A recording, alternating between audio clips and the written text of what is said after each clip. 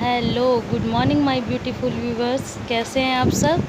I hope आप सब अच्छे होंगे और मैं भी अच्छी हूँ। और स्वस्थ रहिए, मस्त रहिए। और स्टार्ट करते हैं आज का काम। अभी मैं किचन में हूँ, जैसा कि आप देख रहे हो।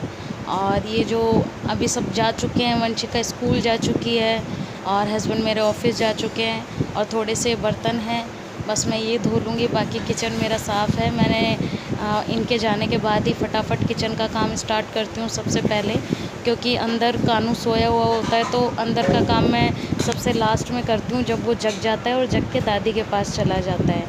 और वैसे भी अंदर वाले कमरे में इतना काम होता नहीं है, क्योंकि मैं सुबह पूजा होने से पहले ही वहाँ का झाड़ू पोछा कर देती हूँ और सफाई कर देती हूँ। उसके बाद सब चले जाते हैं, तब बाहर का काम स्टार्ट करती हूँ। तो बस अभी यहाँ पे बर्तन धोने के बाद आज मुझे मेरा चावल जिसमें रहता है वो बाल्टी, और जिस पीपे में आटा रहता है वो वाला डब्बा, मैं हमारे यहाँ पे पीपा बोलते हैं, शायद आप लोग ड्रम बोलते हैं। तो ये ड्रम साफ़ कर दूँगी, क्योंकि एक बार साफ़ करना ज़रूरी है, वरना चीज़ें ख़राब होने लगती हैं। और इन्हें धो के मैं छत पे रख दूँगी धूप में, ताकि इनकी जो भी सीलन है वो ख़त्म हो जाए, तो चावल और आटा ख़राब नहीं होंगे लंबे टाइम तक। तो बस, और आज मैं आप लोगों से शेयर करने वाली हूँ अपने बचपन के कुछ राज, बचपन की कुछ ऐसी बातें जो मैं जानती हूँ, मेरे घर वाले जानते हैं और आज के बाद आप लोग जानेंगे। एक्चुअली जब मैं छोटी थी और मतलब अपने मायके में, तो हम 3 बहनें हैं और तीनों बहनों में से सबसे डार्क रंग मेरा था घर में।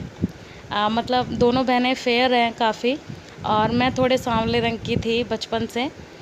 तो मुझे हमेशा ये ऐसा फ़ील होता था कि गोरा रंग जो होता है वो सबसे बेस्ट होता है, सारे कपड़े अच्छे लगते हैं, लोग उन्हें ज़्यादा पसंद करते हैं। क्योंकि एक्चुअली कुछ लोगों का क्या काम होता है ना, कि आप ज़्यादा कॉन्फिडेंस वाले हो, उन्हें कॉन्फिडेंट दिखते हो, अच्छे अच्छे काम करते हो, खुश रहते हो अपनी लाइफ में, तो उन लोगों को ना बर्दाश्त नहीं होता। वो कुछ ना कुछ ऐसा बोलेंगे कि आप डीमोटिवेट हो जाएं और आपको सुन के बुरा लगे, आपका कॉन्फिडेंस थोड़ा सा डाउन हो। तो ऐसे ही मुझे कुछ लोग बोल देते थे कि नहीं, ब्लैक कपड़े मत पहना करो, तुम पे अच्छे नहीं लगते हैं, या ऐसे कपड़े मत पहना करो, तुम्हारे कलर पे सूट नहीं करते हैं। तो मुझे बहुत बुरा लगता था। और बचपन की ना बातें ही अलग होती है। मुझे उस टाइम पे फेयर एंड लवली के ऐड ऐसे आते थे कि मुझे ऐसा लगता था कि सच्ची में फेयर एंड लवली से गोरे हो जाते हैं। और आप यकीन नहीं मानोगे, हमें जैसे पॉकेट मनी उस टाइम पे बहुत कम मिलती थी, और वैसे भी मिडिल क्लास फैमिली में आप जानते ही हो। तो मैं कैसे कैसे करके 10-20 रुपए अपने जोड़ती थी, जो मिलते थे हमें चिज्जी खाने के लिए। और फिर उससे मैं फेयर एंड लवली का पाउच लेके आती थी दुकान से, और उसे लगाती थी इसी आशा में कि मेरा भी कलर फेयर हो जाएगा। बट अब उन बातों पे अब हंसी आती है, बचपन की बातों पे।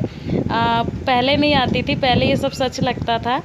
तो ये सब मेरे साथ बचपन में होता था। और फिर जब मैंने थोड़ा सा होश संभाला, मुझे पता लगा कि हाँ, स्किन का थोड़ा ऐसे ख्याल रखते हैं, थोड़ा ऐसे रहना चाहिए। और उसके बाद फिर मैंने अपनी स्किन की थोड़ी केयर करना स्टार्ट की।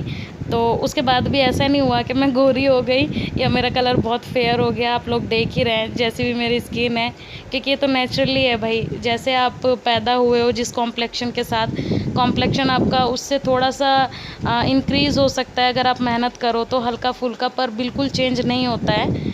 ऐसा तो सिर्फ प्लास्टिक सर्जरी से ही होता है, बाकी ये सब ऐड झूठे होते हैं। तो बस आपसे रिक्वेस्ट यही है, अगर आपके भी घर में कोई बच्चा ऐसा है जो थोड़ा सा रंग से डार्क है या औरों से अलग है, तो उसे कभी ये फील मत होने दो कि वो औरों से कम है। और अगर आप भी हो तो आप भी ये फील मत करो या कि आप किसी चीज़ से किसी से कम हो। उस टाइम पे मैं जो सोचती थी, बट अब मैं अपने आप को किसी से कम नहीं महसूस करती हूँ। अब मैं खुश रहती हूँ जैसी भी मैं हूँ। और वैसे भी इंसान की पर्सनालिटी अच्छी होनी चाहिए, कलर का क्या है, कॉम्प्लेक्शन से कोई फ़र्क नहीं पड़ता। बहुत मैंने देखे हैं डार्क रंग के लोग भी इतने स्मार्ट लगते हैं, उनका बॉडी स्ट्रक्चर इतना अच्छा होता है, उन पे कपड़े इतने अच्छे लगते हैं, प्यारे लगते हैं पहने हुए। मॉडल्स को देखो, कई मॉडल्स जो सांवली हैं बट इतनी सुंदर लगती हैं। तो ये चीज़ें तो साइड होती हैं, बट बहुत देर में जाके पता चला। काश बचपन में इतना दिमाग होता तो मैं उस टाइम पे इतनी डीमोटिवेट ना होती। तो चलो अभी फटाफट आपसे बात करते करते मेरा काम भी हो गया है, यहाँ मेरा पोंछा भी लग गया। और बस मॉर्निंग में तो ये समझ लो मैं सोचती हूँ कि काश मेरे पैरों में पहिए वहिए लग जाएँ तो मैं मशीन बन जाऊँ, तो फटाफट अपने घर का सारा काम कर लूँ। क्योंकि कानू जब एक बार ऊपर आ जाता है ना गाइस, फिर उसके बाद वो मुझे हिलने नहीं देता है बेड से। बस या तो उसे गोद में लेके काम करो, उसे गोद में लेके घूमते रहो, या फिर उसके साथ लेटे रहो, उसके दो ही काम हैं। तो मैं मॉर्निंग में कितनी भी जल्दी काम ख़त्म कर लूँ, कुछ भी कर लूँ, पर मैं लेट हो ही जाती हूँ स्कूल जाने के लिए। और फिर स्कूल मुझे पहुँचना होता है 1:50 तक, मुझे पहुँचना होता है स्कूल, क्योंकि 1:50 पे छुट्टी हो जाती है। और आते टाइम ज़्यादातर वहाँ पे ट्रैफिक मिलता है, तो आते आते 3 बज जाते हैं मुझे। तो उस हिसाब से मैं मॉर्निंग में फुल एनर्जी के साथ अपना काम स्टार्ट करती हूँ कि फटाफट कर लूँ, फटाफट कर लूँ। बट वही है, बच्चे वाले घर में आप कितना भी जल्दी कर लो, पर लेट आपको होगा ही होगा। तो बस यहाँ पे फटाफट से मेरा पोंछा भी लग गया है, और अब बस पोंछा लगाने के बाद मैं बालकनी की धुलाई कर दूँगी। और बालकनी में आपने देखा होगा ज़्यादातर मैं सामने एक पर्दा लगा के रखती हूँ, क्योंकि सामने रेंट पे लोग रहते हैं, और जब भी पर्दा हटा के रखते हैं तो वो लोग, हम ज़्यादातर बाहर वाले कमरे में बैठे होते हैं, वंशिका, मैं, कानू, या शाम को इसके पापा, मतलब मेरे हस्बैंड आ जाते हैं ऑफिस से। हम लोग बाहर ही बैठ के चाय वाय पीते हैं, टीवी वगैरह देखते रहते हैं। तो क्या होता है ना कि वो सामने ही खड़े रहते हैं और देखते रहते हैं, तो मुझे थोड़ा सा ऑड लगता है देखने में। तो मैं पर्दा लगा के ही रखती हूँ, और रात में सिर्फ सोते टाइम हम ये पर्दा हटाते हैं कि उस टाइम कोई इतना बाहर वार जाता नहीं है, तो चल जाता है, कोई देखेगा तो भी। तो बस यही है। नहीं तो पहले जब घर बना था तो मैं सोचती थी कि बालकनी तो होती है हवा आने के लिए, पर फिर भी थोड़ा कवर करके रखना पड़ता है। और अब देखो मैं आ गई हूँ किचन में, नहा धो लिया है मैंने, बट मैं कपड़े पहनूँगी जब बाहर वाले, जब वंशिका को लेने जाऊँगी। तो ये मैंने मक्खन ना रात में ही निकाल के रख लिया था। और ये छोटे छोटे काम अगर आप रात में ही करके रख लेते हो ना, तो मॉर्निंग में इतनी तकलीफ़ नहीं होती करने में, नहीं तो बड़ी आफत हो जाती है मॉर्निंग में सब कुछ संभालना बच्चों के साथ में। तो बस अभी मैंने इसे कढ़ाई में रख दिया है पकने के लिए, और ये मेरा घी बन के तैयार हो जाएगा। मैं जो दूध लाती हूँ उसमें से वंशिका के पीने का दूध अलग निकाल के, बाकी जो चाय का दूध होता है उसमें से मलाई हटा लेती हूँ, और उस मलाई से मैं घी मक्खन अपना घर पे बनाती हूँ। और कोई झंझट नहीं है, बहुत आसानी से फटाफट निकलता है ये घी। Hello guys, good evening. अभी बचे हैं 5 शाम के, और मैं आज 2:30 बजे आ गई थी घर। आज इतना ट्रैफिक नहीं था, जाम भी नहीं था वहाँ पे। और उसके बाद आने के बाद मैं सो गई थी, सो क्या गई थी, ऐसे ही थोड़ा आराम करने लग गई थी। अभी वंशिका के एग्ज़ाम है 6 तारीख से, इसी 6 तारीख को आने वाली है। इसी को प्रिपरेशन करा रही थी। आज मैं 4 बजे से जग गई थी, मतलब उठ गई थी आराम करके, और 4 बजे से वंशिका को पढ़ाई करा रही थी। तो अभी बस वंशिका ने अपनी पढ़ाई अभी पूरी करी है, और बिस्किट खा रही है, और अभी खेलने जाएगी वो नीचे। 1 घंटा पढ़ लिया उसने, और 1 घंटा खेलेंगे। बस अब मैं किचन में जाऊंगी। दाल में उबाल के गई थी, स्कूल गई थी तब, तड़का लगा दूंगी। और मैंने घी निकाला है देशी घी घर में, तो वो भी आपको दिखाती हूँ कैसा निकला है। और चाय पी लीजिए, शाम की चाय भी बन गई है। तो बस थोड़ा सा एनर्जी आ जाएगी चाय पीने के बाद।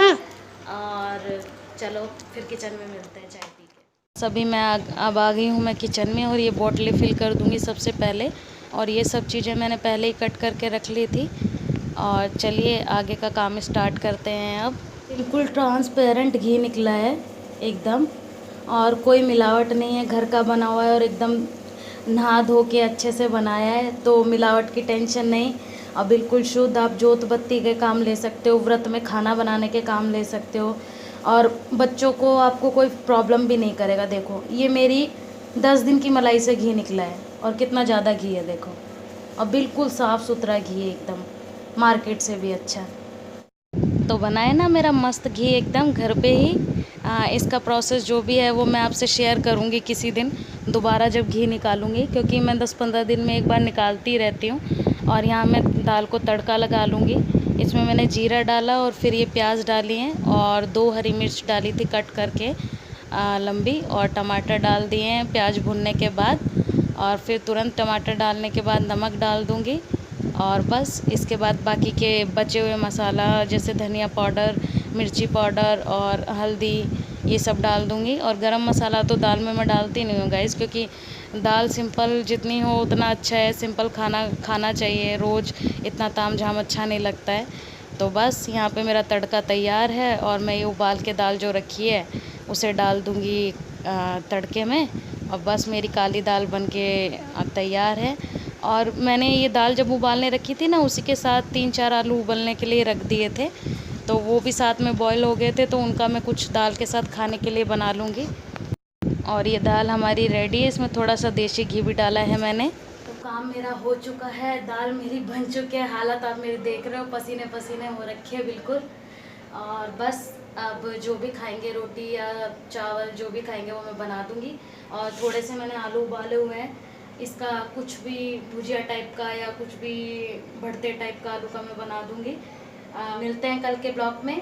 अगर ब्लॉग पसंद आए तो प्लीज़ मेरे चैनल को सब्सक्राइब कीजिए, अपने फ्रेंड्स और फैमिली के साथ शेयर कीजिए, और वीडियो को लाइक करके जाइए, ठीक है।